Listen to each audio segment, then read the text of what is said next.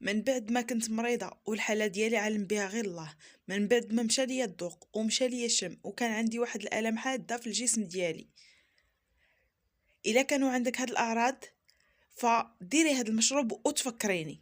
الا كان عندك الم في الحلق، الم في الراس، الم في الجسم كامل، الدوخه والكحه، ضيق في التنفس، ما عليك غير بهاد الوصفه. وصفة غزالة وكتقوي حتى المناعة. غير جربوها وما تنساوش هاد الفيديو خصو يوصل لأكبر عدد من اللايكات، وباش يوصل لأكبر عدد من الناس لينا الأجر كاملين إن شاء الله والله يشافي الجميع.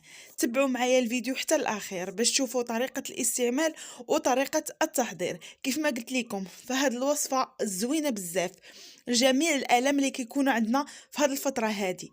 اللي قلت لكم اي اعراض كيكونوا عندكم فبهاد الوصفه غادي تخلصوا من جميع المشاكل اللي كيكونوا وكتقوي المناعه. ما نقولش لكم عليها، بقاو معايا وتبعوا معايا الفيديو حتى الاخير.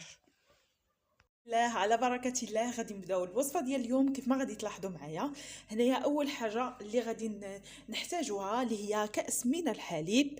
كيف ما كنعرفوا ان الحليب زوين بزاف، سيرتو الا ضفنا له واحد المكون اللي هو رائع وكيعطينا نتيجه زوينه في هذه الوصفه، وغادي تنجح معكم من اول استعمال. غادي يكون شفاء تام ان شاء الله من اول يوم. كيف ما قلت لكم هنايا عندي واحد الكأس من الحليب. بالنسبه للحليب فهو كامل الدسم. بزاف كيقولوا لي شنا هو حليب كامل الدسم. حليب كامل الدسم اللي كيكون حليب طبيعي، يعني حليب طبيعي. وغادي نحتاجو منه كيف ما قلت لكم كأس. كيف ما كتلاحظوا غادي ناخذ هنايا واحد الكاسرونه اللي غادي نوضع فيها هذا الحليب هذا على هذا الشكل. فبالنسبه لهاد الكاسرونه هذه فغادي نديرها فوق نار تكون مهيله. ضروري من هاد المرحله هذه غادي نديرها فوق نار تكون مهيله، وعاد نكمل معكم الوصفه. الحليب ديالي انا درتو فوق النار تكون مهيله. هنايا غادي ناخذ الثوم الاحمر، من الاحسن يكون هاد الثوم الاحمر هذا. غادي ناخذ تقريبا 3 فصوص من الثوم. هانتوما 3 فصوص من الثوم غادي نقيهم.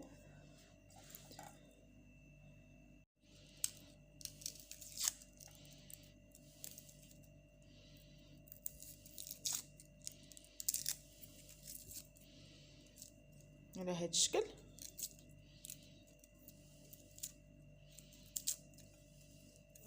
كيف ما كتلاحظوا انا نقيت الثومه ديالي. غادي ناخذ حكاكه اللي تكون رقيقه، ماشي هاد الحكاكه الغليظه هادي اولا مبشره. غادي ناخذ هاد الفصوص ديال الثومه وغادي نحكوهم على هاد الشكل.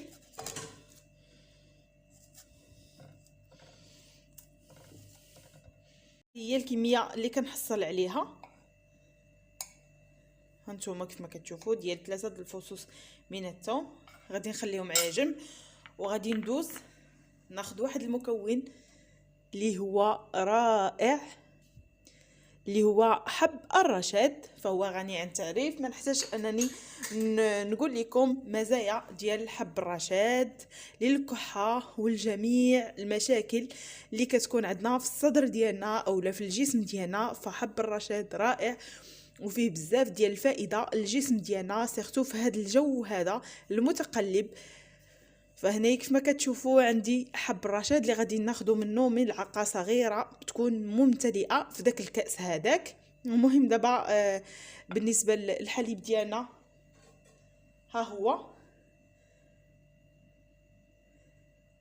سخلينا مزيان. غادي ندوز وغادي نوضع فيه هاد الثوم هادي، يعني 3 فصوص ديال الثوم غادي نوضعهم في هاد الحليب هذا. كيف كتلاحظوا فهو ساخن. وغادي نوضع هنايا ملعقه ممتلئه من حب الرشاد، ملعقه ممتلئه من حب الرشاد. غادي نحرك مزيان وغادي ندوز نديرو فوق نار لمده ديال دقيقه، ما كاملاش، غير دقيقه فوق نار وتبقى مهيله، يعني من نجهدوش على البوطه.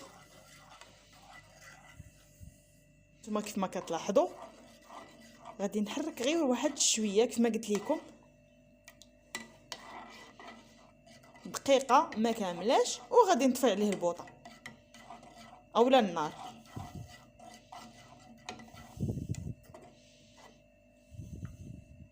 كيف ما كتلاحظوا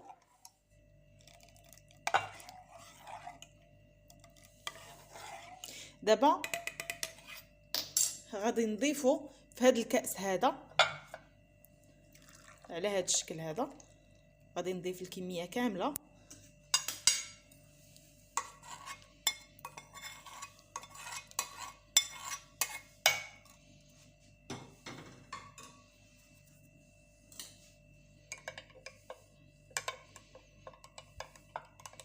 فهاد حب الرشاد والثومه فما كنحسوش نهائيا بالبنه ديالهم او النكهه ديالهم، حيت كنشربوه وكالو كتكون زوينه صراحه، ما فيها حتى شي حاجه ما غاديش تعجبنا، بالعكس فهو شفاء ودواء رائع رائع ما نقولش لكم عليه. فخاصكم تجربوه باش هكا تحصلوا على النتيجه المرضيه، النتيجه اللي كيقلب عليها اي واحد. هنا كيف ما كتلاحظوا معايا بالنسبه لهاد المكونات تقدروا تضيفوا عليهم المليحه هكا باش يجيكم هاد الحليب بنين. تقدروا ديروا مليحه غير قبيصه الملحه. وبالنسبه للناس اللي ما غاديش يقدروا يشربوه هو بهاد المكونات تقدروا تصفيوه. المهم هذه هي الوصفه. هنايا راه حيت هاد المكونات طلقوا لينا المفعول ديالهم في الحليب، تقدروا تصفيوه من الاحسن بلا ما تصفيوه، يعني شربوه وبهاد المكونات فهو رائع. دابا غادي نضيف واحد المكون اللي ما نقولش لكم النتيجه ديالو، حتى هو كيسخن لينا الجسم ديالنا وكيعطينا واحد النتيجه خياليه، اللي هو الزنجبيل اولا سكينجبير، عرق اللي مدقوق على اليد.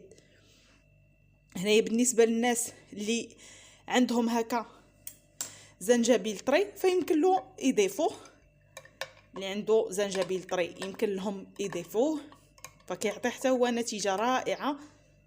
غير الكميه ديال الزنجبيل طري غادي تضيفوا واحد الكميه اللي فحال غادي ديروا مثلا ضرس ديال الثومه، ديك الكميه اللي غادي تخرج لكم هي اللي غادي ديروها ديال الزنجبيل يكون طري اولا سكنجبير. صافي دابا كنخلطو مزيان كيف قلت لكم، تقدروا تضيفوا مليحه. فهذه هي الوصفه كيف ما كتلاحظوا، فالنتيجه ديالها رائعه ونتيجه خياليه، غادي تحصلوا على واحد النتيجه زوينه من اول يوم غادي تجربوا فيه هذه الوصفه، غادي تصدمكم النتيجه ديالها. فغادي تشربوها وانتم في الفراش ديالكم يعني مغطيين، حتى غادي تساليو كاع الاشغال ديالكم. وكتشرب هاد الوصفه هذه كتشرب في الليل باش كتعطينا نتيجه، يعني في الليل ما كنكونوش كنديروا شي حاجه كنجمعوا ولا شي حاجه، حتى كنبغيو نعسوا كنحضروا الوصفه وكنمشيو للمكان ديالنا او السرير ديالنا كنتغطاو مزيان وكنشربوا هاد الوصفه هذه اللي حضرت معكم وحنايا مغطيين. الا حسيتوا من بعد ما كتشربوا الوصفه الا حسيتوا بواحد التعرق، فالنتيجه ديال هاد الوصفه هذه فكتعطيكم 100%، وتما غتعرفوا ان الوصفه ديالنا اللي حضرنا اليوم ناجحه 100%. كيف ما قلت لكم الا حسيتوا بالتعرق فالوصفه ديالنا كتنجح بلا ما تحاولوا انكم هكا تحيدوا الغطو، واخا تحسوا بسخونيه بقاو مغطيين باش هكا ما يضربكمش البرد، والنتيجه ديال الوصفه تعطيكم ويكون المفعول ديالها 100%. هذه هي الوصفه كيف ما كتلاحظوا. كنتمنى ان الفيديو ديال اليوم يعجبكم، ما نكونش طولت عليكم فيه. الا عجبكم الفيديو ما تنساوش تبارطاجيه وتشتركوا في القناه. بالنسبه للناس اللي اول مره غادي يشوفوا القناه ديالي فكنقول لكم ما تنساوش الاشتراك والضغط على زر الجرس هكا باش يوصلكم كل جديد. دابا غادي نقول لكم السلام عليكم حتى الفيديو القادم ان شاء الله، تبقاو على خير.